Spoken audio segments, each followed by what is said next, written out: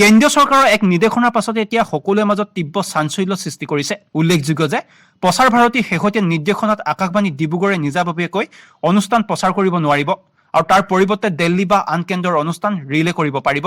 কেন্দ্ৰীয় এই কাৰ্যৰ বিৰোধিতা কৰি আজি ডিব্ৰুগড়ত অনাতাঁৰ কেন্দ্ৰত উত্তাল প্ৰতিবাদ সদৌ অসম ছাত্ৰ সন্থাৰ নেতৃত্বত শতাধিক শ্ৰোতা, সচেতন নাগৰিক আৰু বিভিন্ন দল সংগঠনৰ।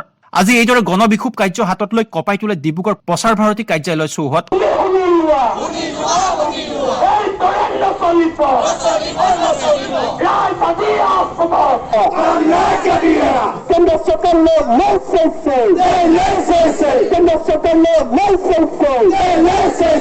উজনি অসম, উত্তৰ অসমৰ লগতে চুবুৰীয়া নাগালেণ্ড আৰু অৰুণাচল প্ৰদেশৰ লক্ষ লক্ষ শ্ৰোতাৰ আপোন কেন্দ্ৰটো কোনো কাৰণতে বন্ধ হবলৈ দিয়া নহব, এই হুংকাৰ প্ৰতিবাদকাৰীসকলৰ। আৰু আজি ডিব্ৰুগড়ত এইদৰে সদৌ অসম ছাত্ৰ সন্থাৰ নেতৃত্বত প্ৰতিবাদকাৰীসকলে ডিব্ৰুগড় অনাতাঁৰ কেন্দ্ৰৰ সন্মুখত এইদৰে প্ৰতিবাদ সাব্যস্ত কৰি কোনো কাৰণতে প্ৰচাৰ ভাৰতী বন্ধ কৰিবলৈ দিয়া নহব বুলি হুংকাৰ প্ৰদান কৰে।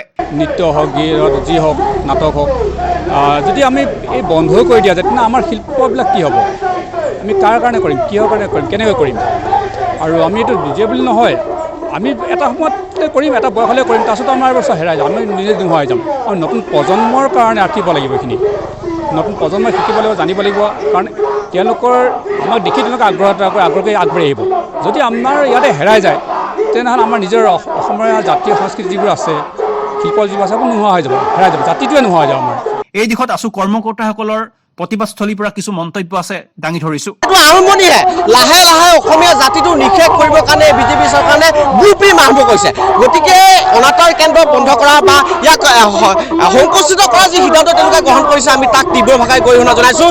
আমি আজি দাবী উত্থাপন কৰিছোঁ, অনাতাঁৰ কেন্দ্ৰটোৰ যিধৰণে আগতে আছিল তেনেদৰে ইয়াক বিস্তৃতভাৱে বহলভাৱে ইয়াক সম্প্ৰসাৰণ কৰিব লাগে আৰু ইয়াৰ যিটো পূৰ্বৰ যিটো গৰিমা, যিটো মৰ্যাদা, সেই মৰ্যাদাত পুনৰ এই অনাতাঁৰ কেন্দ্ৰ ঘূৰাই দিব লাগে। অন্যথা বিজেপি চৰকাৰে কিন্তু সমগ্ৰ ডিব্ৰুগড়বাসী ৰাইজ, সমগ্ৰ অসমবাসী ৰাইজ, উজনিবাসী ৰাইজে কিন্তু ইয়াৰ বিৰুদ্ধে তীব্ৰ গণতান্ত্ৰিক আন্দোলন কাৰ্যসূচী গঢ়ি তুলিবলৈ বাধ্য হ'ম। বৰ্তমানৰ সময়ত গাঁৱে ভূঞে বিভিন্ন প্ৰান্তত যিহেতু ইণ্টাৰনেট সেৱাৰ যি সম্প্ৰসাৰণ হ'ব লাগিছিল, যি ধৰণৰ প্ৰভাৱ হ'ব লাগিছিল, সেই প্ৰভাৱ একেবাৰে নাই।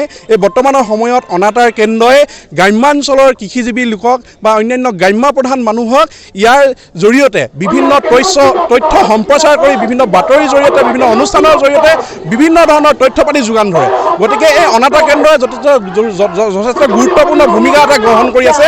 গতিকে এই অনাতাঁৰ কেন্দ্ৰটোক বিস্তৃতভাৱে সম্প্ৰসাৰণ কৰাৰ এটা উদ্যোগ গ্ৰহণ কৰিব লাগিছিল কেন্দ্ৰীয় চৰকাৰ আৰু ৰাজ্য চৰকাৰে, কিন্তু তাৰ বিপৰীতে ইয়াক সংকোচন কৰি, ইয়াক পোনপটীয়া সম্প্ৰচাৰ বন্ধ কৰি কেৱল মাত্ৰ ৰিলে সম্প্ৰচাৰ কৰিবৰ কাৰণে ইয়াক ৰাখিব বিচাৰিছে, ইয়াক সংকুচিত কৰি ৰাখিব বিচাৰিছে। গতিকে এই সিদ্ধান্তৰ আমি তীব্ৰ বিৰোধিতা কৰিছোঁ।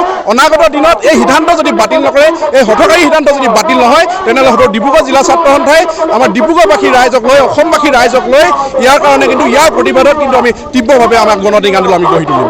এতিয়া প্ৰশ্ন হয়, পৰৱৰ্তী সময়ত কেন্দ্ৰীয় তথা ৰাজ্য চৰকাৰে প্ৰচাৰ ভাৰতীৰ দিশত কেনে স্থিতি গ্ৰহণ কৰিব? News desk report, RVTV।